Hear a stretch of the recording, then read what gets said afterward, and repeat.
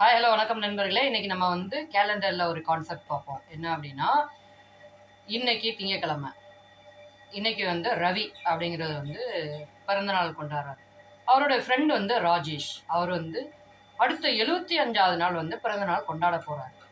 ரவி இன்னைக்கு திங்கக்கிழமை கொண்டாடுறாருன்னா, ராஜேஷோட பிறந்தநாள் என்னைக்கா இருக்கும் அப்படின்னு கேட்குறாங்கன்னு வச்சுக்கோங்க. இதை எப்படி பார்க்கலாம்? ஒன்றுமே இல்லைங்க. மொத்தம் 75 இருக்கா, 75 7ஆல் வகுக்கணும்.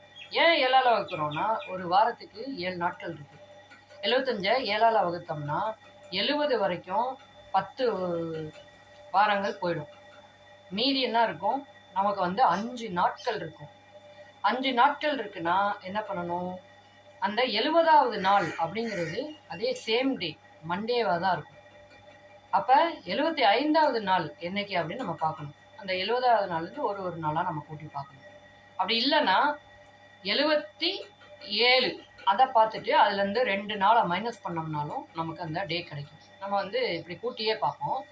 70வது நாள் மண்டே, அப்போ Tuesday 71, Wednesday 72, Thursday 73, Friday 74, Saturday 75வது நாள்.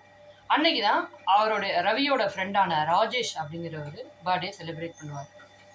இது மாதிரியான கேலண்டர்ஸம் இன்னும் நிறைய காம்படிட்டிவ் எக்ஸாமுக்கு தேவையான நிறைய மேக்ஸ் ட்ரிக்ஸ் எல்லாமே நம்ம தெரிஞ்சுக்கணும் அப்படின்னு ஆசைப்படுறோம் அப்படின்னா நம்ம சேனல் கூட தொடர்ந்து சப்ஸ்கிரைப் பண்ணி இணைஞ்சிருங்க. நிறைய கான்செப்ட் நம்ம பேப்பர் பென் இல்லாமல், போர்டு இல்லாமல், டிஜிட்டலாகவும் இல்லாமல் நம்ம மனசுல எப்படி போடுறது அப்படிங்கிறத கற்றுக்கலாம்.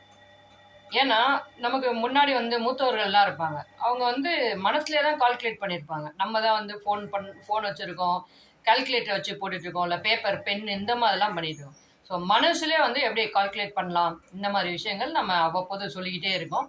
ஸோ இந்த வீடியோ உங்களுக்கு பிடிச்சிருந்தா லைக் பண்ணிக்கோங்க, நிறைய பேருக்கு ஷேர் பண்ணுங்கள், உங்களுடைய கருத்துக்களை கமெண்ட்டில் சொல்லுங்கள். தேங்க்யூ, பாய்.